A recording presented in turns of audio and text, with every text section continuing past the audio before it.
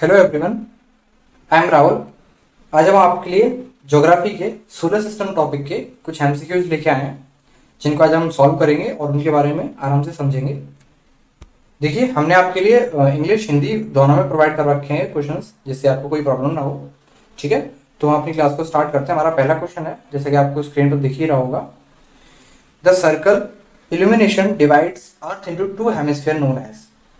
जो circle of illumination जो होता है वो हमारी अर्थ को दो पार्ट्स में डिवाइड करता है। तो वो कौन से पार्ट्स हैं, उनके नाम, सर्कल ऑफ इल्यूमिनेशन कैसे डिवाइड करता है वो बताना है। तो देखिए, सर्कल ऑफ इल्यूमिनेशन, पहली बात तो मैं आपको बता दूं सर्कल ऑफ इल्यूमिनेशन क्या होता है कि अगर हम एक देखें तो अगर ये हमारी अर्थ है फॉर एग्जांपल, और ये जो लाइन इस तरीके से टिल्टेड लाइन होती है, तिरछी लाइन, उसे हम बोलते हैं एक्सिस, एक्सिस लाइन। ओके, जिसके ऊपर हम ये कहते हैं ये एक इमेजिनरी लाइन है जो कि नॉर्थ पोल और साउथ पोल से निकलती है। ठीक है, अगर ये है नॉर्थ पोल और ये है साउथ पोल। ओके, तो सर्कल ऑफ इल्यूमिनेशन क्या है तो मैं आपको बता दूं, ये तो आपकी हो गई axis line. Circle of illumination होती है वो लाइन जो कि डे, अर्थ को डे और नाइट में डिवाइड करती है। ठीक है, डे और नाइट में कहने का मतलब है एक ऐसी इमेजिनरी लाइन, जैसे कि फॉर एग्जाम्पल एक ये सीधी लाइन दिखाई है, इसको मैं कह दूं सर्कल ऑफ इल्यूमिनेशन। ओके, अब इसको मैं सर्कल ऑफ इल्यूमिनेशन क्यों कह रहा हूँ मैं आपको ज़रा समझा देता हूँ कि एक मिनट। ये अगर हमारा सन है, सॉरी ये हमारी अर्थ है, ये क्या है अर्थ, और अर्थ पे ये होगी circle of illumination, circle of illumination. Okay, shorts में लिख रहा हूँ, थोड़ा समझ जाइएगा। और ये है हमारा सन। जब सन की रेज, ये उसकी लाइंस रेज ऐसे करके, प्रकाश जब ऐसे करके पड़ता है, तो जिस पोर्शन पे, अब आपको इतना तो पता होगा कि हमारी अर्थ पे एक साथ दिन और रात नहीं हो सकते। मतलब अगर आधे हिस्से पे अर्थ के दिन होगा तो दूसरे हिस्से पे रात होगी। उसी प्रकार जिस हिस्से पर सूरज की रोशनी पड़ती है वो होता है डे। जिस हिस्से पर रोशनी पड़ रही है सन की, ये हो गया सन हमारा, और इस पर इसकी प्रकाश जा रहा है और हमारी अर्थ पे आधे हिस्से पड़ रहा है। तो जिस हिस्से पर प्रकाश पड़ता है, रोशनी पड़ती है, सनलाइट पड़ती है, उसको बोलते हैं डे। और जिस हिस्से पर रोशनी नहीं जाती वो वहाँ पर होती है नाइट। ठीक है, तो सर्कल ऑफ इल्यूमिनेशन जो होता है वो हमारी अर्थ को डे एंड नाइट में डिवाइड करता है। किस में डिवाइड करता है, देखिए डे एंड नाइट, यानी कि दिन और रात में डिवाइड करता है। ठीक है, चलिए हम आराम से समझेंगे और एक एक क्वेश्चन को बड़ी अच्छी तरीके से समझेंगे, जिससे कि कोई भी प्रॉब्लम ना आ सके। और आपके क्वेश्चन में कोई भी ऐसा क्वेश्चन आए तो आप उसको बिल्कुल भी, उसमें कोई भी डाउट ना हो और उससे आप आराम से सॉल्व कर सकें। ठीक है, बस आपसे उम्मीद यही करते हैं कि आप हमारे चैनल को सब्सक्राइब और वीडियो को लाइक करेंगे, जिससे कि हमें और मोटिवेशन मिल सके। चलिए हम आगे की तरफ बढ़ते हैं। हमारा नेक्स्ट क्वेश्चन क्या है, देखते हैं। हमारा नेक्स्ट क्वेश्चन है, advance sunrise and delay sunset found in the sky are due to the phenomena of. मतलब कहने का मतलब क्या है, जो सूरज का जल्दी उगना और लेट छुपना वो किसकी वजह से होता है, वो कौन सा फिनोमेना है जिसकी वजह से सूरज हमें मतलब निकल नहीं पाता, उससे पहले ही उसके प्रकाश हमें दिखाई देने लगता है सुबह के टाइम में। सूरज अगर हम एवरेज लगाएं अभी के टाइम से, तो अगर सूरज सुबह 5, साढ़े 5 बजे या 6 बजे निकलता है तो उसकी प्रकाश जो होता है वो पहले ही, कुछ समय पहले ही निकल आता है। तो ठीक है, वो किसकी वजह से होता है, जो या सूरज डूबने के बाद भी उसकी रोशनी बनी रहती है, वो किसकी वजह से होता है, वो कौन सा फिनोमेना होता है, वो फिनोमेना होता है रिफ्रैक्शन। ठीक है, यानी कि answer number B. Okay, option number B. चलिए आगे की तरफ बढ़ते हैं, रिफ्रैक्शन ऑफ लाइट। ओके, फिर से मैं आपको टिक लगा देता हूँ, क्या है, रिफ्रैक्शन ऑफ लाइट, यानी कि बी ऑप्शन। चलिए हमारा नेक्स्ट क्वेश्चन है, question number 3। Our solar system is a part of which galaxy. देखिए हमारा जो सोलर सिस्टम है, मतलब हमारा सोलर सिस्टम कौन सा हो गया, मिल्की वे गैलेक्सी। मतलब हमारा जो सोलर सिस्टम है वो कौन सी गैलेक्सी का पार्ट है। तो देखिए हमारी जो गैलेक्सी है, सोलर सिस्टम हमारा हो गया, जिसमें सोलर सिस्टम हमारे सन और उसके 8 प्लैनेट हो गए, तो हमने उसे कह दिया सोलर सिस्टम। तो हमारा जो सोलर सिस्टम है, तो वो सोलर सिस्टम किस गैलेक्सी में आता है, तो गैलेक्सी में भी तो आता होगा ना, तो वो गैलेक्सी है हमारी मिल्की वे गैलेक्सी। ठीक है, मिल्की वे गैलेक्सी, ऑप्शन नंबर सी। देखिए हम क्वेश्चन नंबर 4 पे चलते हैं। हमारा क्वेश्चन नंबर 4 है, name the planet that has moon called Ganymede. मतलब एक ऐसा प्लैनेट है हमारे सोलर सिस्टम में, मतलब हमारे 8 प्लैनेट है, मैं आपको इसके बारे में वीडियो के एंड में काफ़ी अच्छी डिटेल दूंगा, जिससे कि आपके कोई भी डाउट नहीं रहेंगे बिल्कुल भी। ठीक है, बस आपसे उम्मीद यही है और आशा भी यही करते हैं कि आप सब हमारी वीडियो को लाइक कमेंट ज़रूर करेंगे और सब्सक्राइब और अपने सारी फ्रेंड्स को शेयर ज़रूर करें। तो अपने क्वेश्चन पे आते हैं कि इस क्वेश्चन में कहा गया हमारा जो सोलर सिस्टम है उसमें 8 प्लैनेट है। ठीक है, मैं आपको एक्सप्लेनेशन दे देता हूँ। 8 प्लैनेट है, वो 8 प्लैनेट्स में से ऐसा कौन सा प्लैनेट है जिसके पास गैनमेड नाम का गैनमेड नाम का जो ये गैनमेड लिखा हुआ है, ये गैनमेड नाम का मून है, मतलब गैनमेड नाम की सैटेलाइट है। ओके, तो वो प्लैनेट का नाम है जुपिटर। और मैं आपकी जानकारी के लिए बता दूं, गैनमेड हमारे सोलर सिस्टम का सबसे बड़ा मून है। ठीक है, याद रखिएगा, हमारे सोलर सिस्टम की सबसे बड़ी सैटेलाइट है जो कि जुपिटर की है। जैसे कि हमारी अर्थ की सैटेलाइट मून है, हमारी अर्थ की एक ही सैटेलाइट है जिसका नाम क्या है, मून, यानी कि हम हिंदी में बोलते हैं चंद्रमा। उसी तरीके से हमारा जो जुपिटर है, जुपिटर का गैनमेड, वैसे तो जुपिटर के पास अगर हम देखें, जुपिटर के पास 79 मून है, 79 मून, जिसमें से 53 मून्स, जो 53 मून्स हैं, वो तो कंफर्म है, एकदम प्रॉपर है कि हाँ ये मून है ही है, कंफर्म। उन कंफर्म मून में से गैनमेड सबसे बड़ा मून है। गैनमेड जो है वो सबसे बड़ा मून है, तो हमारा आंसर इसका जुपिटर। ठीक है, जुपिटर के पास सबसे बड़ा मून है जिसका नाम है गैनमेड। ओके, याद रखिएगा। चलिए हम अपने नेक्स्ट क्वेश्चन पे चलते हैं। हमारा नेक्स्ट क्वेश्चन है, हु डिस्कवर यूरेनस। यूरेनस को डिस्कवर किसने किया था? चलिए मैं इसको आपको बता देता हूँ। यूरेनस जो कि हमारे 7वें नंबर का प्लैनेट है और जिसे हम ग्रीन प्लैनेट के नाम से भी जानते हैं, उसको डिस्कवर किया गया था विलियम हैरचेल के द्वारा। ओके, विलियम हैरचेल, ये बात आप ध्यान रखिएगा। चलिए नेक्स्ट बढ़ते हैं। हमारा 6th क्वेश्चन है, between which of the following 2 planets are the asteroid found. देखिए, एस्ट्रॉइड वो पत्थर होते हैं, एस्ट्रॉइड देखिए जरा, एस्ट्रॉइड वो पत्थर होते हैं जो कि हमारी स्पेस में फ्रीली घूम रहे हैं। ठीक है, अब फ्रीली वो घूम तो रहे हैं, पर यहाँ क्वेश्चन में पूछा गया है कि एस्ट्रॉइड सबसे ज़्यादा किन 2 प्लैनेट्स के बीच में पाए जाते हैं। तो आपने अगर सुना हो तो मैं आपको इसका एक्सप्लेनेशन लास्ट में दूंगा, एक बढ़िया सा एक्सप्लेनेशन दूंगा जिससे आपका कोई भी डाउट नहीं रहेगा। तो मैं आपको बता देता हूँ, यहाँ पर वो 2 प्लैनेट्स हैं, मार्स एंड जुपिटर, मंगल और बृहस्पति।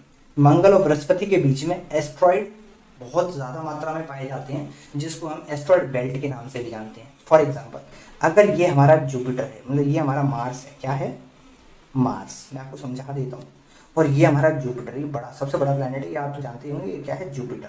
ठीक है, तो इसके बीच में छोटे छोटे ऐसे पत्थर, इन दोनों के बीच में बहुत सारे पत्थर घूमते हैं, बहुत सारे, किसी का साइज कितना बड़ा है, किसी का साइज कितना बड़ा है, ऐसे करके पूरे स्पेस में ऐसे करके घूमते हैं। ठीक है, तो इस बेल्ट को बोला जाता है एस्ट्रॉइड बेल्ट, और इसका आंसर ये है जो क्वेश्चन में पूछा गया है कि कौन से वो 2 प्लैनेट हैं जिनके बीच में ये एस्ट्रॉइड सबसे ज़्यादा पाए जाते हैं। ठीक है, तो हम अपने नेक्स्ट क्वेश्चन की तरफ चलते हैं। हमारा नेक्स्ट क्वेश्चन नंबर 7, देखिए, the scientist who first discovered that earth revolves around the sun. देखिए, पहले वो कौन से साइंटिस्ट थे जिन्होंने ये बताया था कि हमारी जो पृथ्वी है वो रिवॉल्व करती है, मतलब घूमती है, मतलब सूरज के चक्कर लगाती है।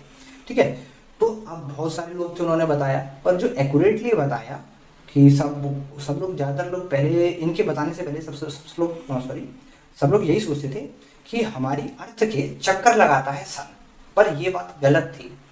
बल्कि हमारी अर्थ के चक्कर सन नहीं लगाता, हमारी अर्थ मतलब हमारी पृथ्वी सन के चक्कर लगाती है, सूरज के चक्कर लगाती है। तो इसका करेक्ट आंसर है कैपरनिकस। ठीक है, कैपरनिकस ये थे जिन्होंने हमें पहली बार बताया था कि भाई हमारी जो पृथ्वी है वो सन के चक्कर लगाती है। ठीक है, ध्यान रखिएगा, ये आपके क्वेश्चंस में, कॉम्पिटिटिव क्वेश्चंस में ऐसे क्वेश्चन पूछे जाते हैं, कॉम्पिटिटिव एग्जाम्स में ऐसे क्वेश्चन पूछे जाते हैं, तो ये बहुत इंपॉर्टेंट क्वेश्चन बन जाता है। चलिए नेक्स्ट क्वेश्चन है, वाओ कितना बढ़िया क्वेश्चन आया है, how long does light take to reach the earth from the sun. मतलब कहने का सीधा सीधा मतलब है, सूरज की रोशनी को हमारी पृथ्वी पर पहुंचने में कितना समय लगता है। अब यहाँ ऑप्शन दे रखा है कि 4 मिनट में आ जाती है, एक दे रखा है 8 मिनट दे रखा है, अब कोई एक ऑप्शन दे रखा है 24 मिनट और एक ऑप्शन दे रखा है 24 आवर्स।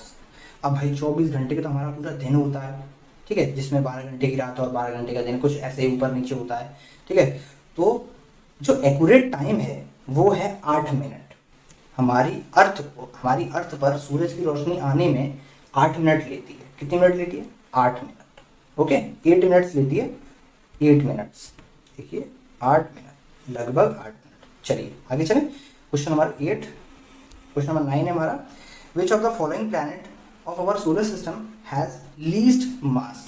ऐसा कौन सा प्लैनेट है जिसका जो वजन है वो सबसे कम है। अब अगर हम एवरेज लगाएं तो जो व्यक्ति छोटा होगा उसका वजन भी हल्का होगा। जैसे अगर आपकी फैमिली में देखा जाए तो जो सबसे छोटा बच्चा होता है उसका वजन सबसे कम होता है, ये बात हमें मालूम है, क्योंकि उसकी बॉडी उतनी फैली नहीं है तो उसका वजन भी कम होगा। तो उसी सेम प्रकार से, सेम टाइप से जो हमारा मरकरी है, मरकरी मतलब यानी कि हमारा पहला ग्रह है, अगर ये हमारा सन है, क्या है ये? सन। तो सन के सबसे पास ये सबसे छोटा प्लैनेट है, ये है हमारा मरकरी। ये क्या है? मरकरी। तो मरकरी हमारा एक ऐसा प्लैनेट है जो सबसे छोटा है। जब छोटा है तो उसका मास भी कम होगा। हाँ, तो ये बात बिल्कुल सही है। तो वो कौन सा आंसर हो गया हमारा? Option number D, Mercury. Okay, Budh. चलिए नेक्स्ट हम क्वेश्चन नंबर 10 पे चलते हैं। हमारा क्वेश्चन नंबर 10 क्या कहता है? The sun heats the earth through. हमारा जो सन है वो किसकी वजह से हमारी अर्थ को आराम से हीट कर लेता है? तो वो रेडिएशन ऑप्शन है, इसका आंसर है रेडिएशन की वजह से। किसकी वजह से? रेडिएशन, यानी कि विकिरणों की वजह से, सॉरी। चलिए हम आगे की तरफ बढ़ते हैं। क्वेश्चन नंबर 11, क्वेश्चन नंबर 11 क्या कहता है? The name of Saturn's largest moon. मतलब अब हमने ये बात तो जान ली थी कि सबसे बड़ा लार्जेस्ट मून कौन सा है, तो वो तो है गैनमेड, जो कि जुपिटर का है। अब इन्होंने पूछ लिया कि भाई सैटर्न का सबसे बड़ा लार्जेस्ट मून कौन सा है। तो मैं आपकी जानकारी के लिए आपको बता दूं, जो सैटर्न है पहली बात तो वो जुपिटर के बाद आता है, मतलब 6वें नंबर पे प्लेनेट आता है, 6th नंबर का प्लेनेट है सैटर्न। और इन भाईसा के पास सबसे ज़्यादा मून है। कितने मून है, मतलब कितनी सैटेलाइट है? इनके पास सैटेलाइट है, सॉरी, इनके पास लगभग सैटेलाइट्स हैं। सैटर्न के पास 82 सैटेलाइट्स, ठीक है, 82 सैटेलाइट्स हैं, 82 मून्स। हम कह सकते हैं कि 82 मून्स हैं, ठीक है, जिनमें सबसे बड़ा जो इनका मून है उसका नाम है टाइटेन। टाइटेन। अब आप इसको ऐसे करके याद रख सकते हैं, एक टाइटेन पहले के टाइम में एक सबसे बड़ा जहाज था, जहाज शिप जो पानी में चलता है, उसका नाम था टाइटेन। वो डूब गया, ठीक है। तो पर ये प्रेजेंट है, ये डूबा नहीं है, ये है आज भी। पर ये सबसे बड़ा मून है किसका? सैटर्न का। और मैं आपकी जानकारी के लिए भी बता दूं, जो टाइटेन है, टाइटेन जो है वो सेकंड लार्जेस्ट मून है।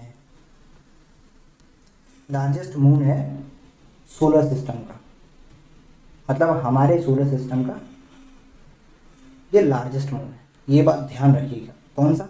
Second largest. और लार्जेस्ट कौन सा है? गैनमेड। ओके, ध्यान रखिएगा, क्योंकि ये बहुत इंपॉर्टेंट क्वेश्चन है एग्जाम के पॉइंट ऑफ व्यू से, क्योंकि ऐसे क्वेश्चन ही कॉम्पिटिटिव एग्जाम्स में पूछे जाते हैं। और हम लोग को जब पता नहीं होता और हम लोग फिर वहाँ पर जाके गलतियाँ करते कि नहीं ये है, ये है, ये है, तो आप ज़्यादा मून्स को याद करें। पर फिर भी मैं आपको ये सजेस्ट करूँगा कि आप इन 2 मून का नाम ज़रूर याद रखें कि सबसे लार्जेस्ट मून कौन सा है, वो है गैनमेड, और सेकेंड लार्जेस्ट मून कौन सा है, वो है टाइटेन, ठीक है। ये जरूर याद रखें। और हमारी अर्थ का जो सैटेलाइट है उसका नाम क्या है? मून, चांद, जिसे हम हिंदी में बोलते हैं चांद और इंग्लिश में बोलते हैं मून। और हमारी अर्थ के पास सिर्फ एक ही चांद है। ओके, चलिए हम नेक्स्ट क्वेश्चन की तरफ बढ़ते हैं। हमारा क्वेश्चन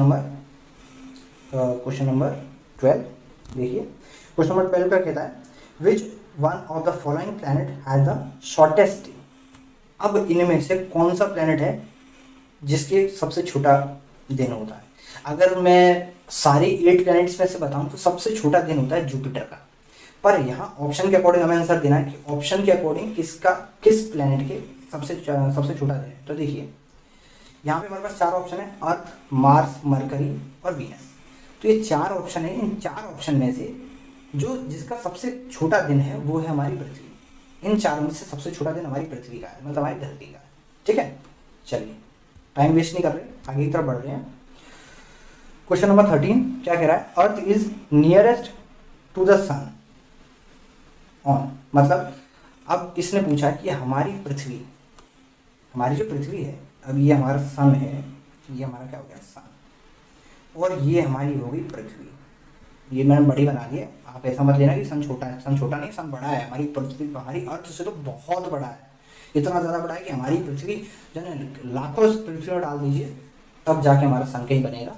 तो मैं आपकी जानकारी के लिए बता दूं कि हमारी, मैंने आपको इसको समझाने के लिए दिया है कि हमारा जो सन है, जो हमारी पृथ्वी है, इस क्वेश्चन के अकॉर्डिंग हमारी पृथ्वी सबसे ज़्यादा पास किस दिन होती है पूरी साल में, मतलब हमारे 365 दिन है, तो 365 दिन में से वो कौन सा दिन होता है जिस दिन हमारी पृथ्वी सबसे ज़्यादा पास होती है, सबसे ज़्यादा क्लोज होती है अर्थ की, मतलब सॉरी सन के सबसे ज़्यादा क्लोज होती है हमारी अर्थ, सबसे ज़्यादा सन की क्लोज किस दिन होती है। तो सबसे ज़्यादा जो क्लोज होती है, सबसे ज़्यादा पास जिस दिन होती है वो है 3 जनवरी, मतलब 3 जनवरी को हमारी पृथ्वी सूरज के बहुत ज़्यादा निकट होती है।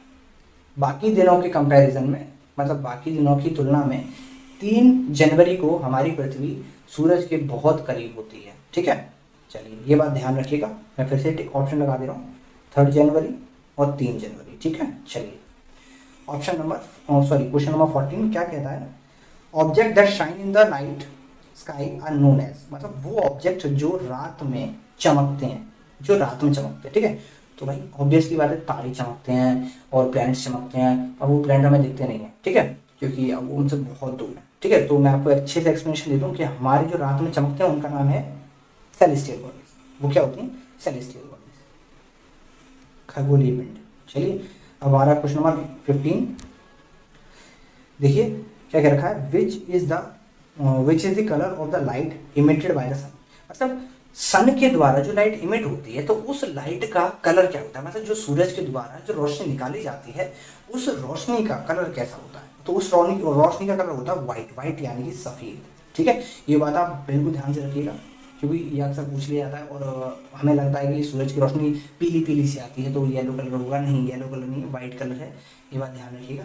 चलिए देखिए आज हमारे 15 ही क्वेश्चन थे पर बहुत अच्छे क्वेश्चन थे, काफ़ी अच्छे लेवल के क्वेश्चन थे जो हमारे कॉम्पिटिटिव एग्जाम में आराम से पूछे जा सकते हैं। तो मैं आपसे यही उम्मीद करूँगा कि आप इन सारे क्वेश्चंस को अच्छी तरीके से बार बार देखें और इनको समझें, जिससे कि आप अगर ऐसा इनमें से कोई भी क्वेश्चन आता है या ऐसा कोई भी क्वेश्चन आता है सोलर सिस्टम से रिलेटेड जो मैंने आपको बताया है हमारे सौरमंडल से रिलेटेड, तो आप कोई भी मिस्टेक ना करके आ पाओ और आपका कोई भी क्वेश्चन ना छूटे। ठीक है, और हम अपनी आगे की क्लासेस रेगुलर हम अपनी क्लासेस रखेंगे जिससे कि आपके ज़्यादा से ज़्यादा जीके क्वेश्चंस और टॉपिक वाइज क्वेश्चन कंप्लीट कर सकें। ठीक है, तो मैं जो आपको लास्ट में समझाने वाला था तो मैं थोड़ा एक इमेज लेके आया था, तो उम्मीद करता हूँ जरा आप समझिएगा।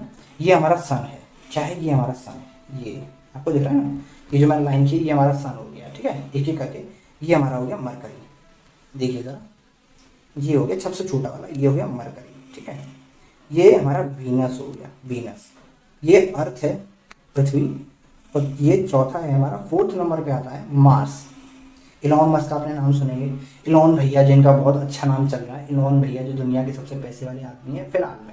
ठीक है, तो उनका सपना क्या है, उन्होंने क्या प्लान कर रखा है कि हम अपनी पृथ्वी से हम जीवन पहुंचाएंगे मार्स पर, वो अभी इस पर काम भी कर रहे हैं। और आपको जैसा कि मालूम होगा मार्स वो प्लैनेट है, मार्स पर हमारे इंडिया का सबसे, हमने पहली बार में अपना स्पेस क्राफ्ट मार्स पे लैंड करवाया था, ये हमारे लिए बहुत बड़ी प्राउड की बात है। तो देखिए मैं फिर आपको कंटिन्यू करता हूँ, आगे देखते हैं। ये हमारा जुपिटर, ये सबसे बड़ा प्लैनेट है। ठीक है, ये सेकंड लार्जेस्ट प्लैनेट है इन्हीं 2 प्लैनेट्स के पास। इसके पास सबसे बड़ा मून है, जुपिटर के पास सबसे लार्जेस्ट मून है, लार्जेस्ट मून, और इसके पास है सेकंड लार्जेस्ट मून। ठीक है, तो देखिए इसके पास कौन सा है, जुपिटर के पास, जुपिटर के पास है गैनमेड, उसमें ऑप्शंस में दे रखा है, आप उसे आराम से देखिए, नोट कर लीजिए ध्यान से। और सैटर्न, सैटर्न जो है वो सेकंड लार्जेस्ट मून है, क्या है, सेकंड लार्जेस्ट प्लैनेट है, और इसके पास सेकंड लार्जेस्ट मून है जिसका नाम है टाइटन। ठीक है, याद रखिएगा। अब ये आ गया हमारे यूरेनस, इसको हम ग्रीन प्लैनेट के नाम से भी जानते हैं, और ये हमारा हो गया नेपच्यून, ये लास्ट प्लैनेट है, सबसे आखिरी प्लैनेट। ओके, जिस एस्ट्रॉयड बेल्ट की मैं बात कर रहा था वो ये है, ये रही, ये है एस्ट्रॉयड बेल्ट, क्या बोलते हैं इसे, एस्ट्रॉयड बेल्ट, एस्ट्रॉयड बेल्ट। ठीक है, तो देखिए एस्ट्रॉयड बेल्ट के आपको छोटे छोटे पत्थर दिख रहे होंगे, इन्हीं को बोलते हैं एस्ट्रॉयड्स, और ये एक बेल्ट की तरह है तो इसे नाम दिया गया है एस्ट्रॉयड बेल्ट। तो ये हो गया ये हो गया आपका मार्स, किसके बीच में पाई जाती है ये, मार्स और ये जुपिटर के बीच में पाई जाती है। ठीक है, ये बात आप ध्यान रखिएगा। ठीक है, ये आपको सोलर सिस्टम के बारे में जितना हो सकता है हमने अभी बाकी क्लासेस लेके आएंगे आगे, और भी होंगी जिनमें आपको और इन्फॉर्मेशन मिलेंगी इनके बारे में। आप हमारे साथ बने रहिए। ठीक है, और उम्मीद यही करेंगे कि आप सारे के सारे टॉपिक्स को आराम से पढ़ें। इसी के साथ जय हिंद, जय भारत।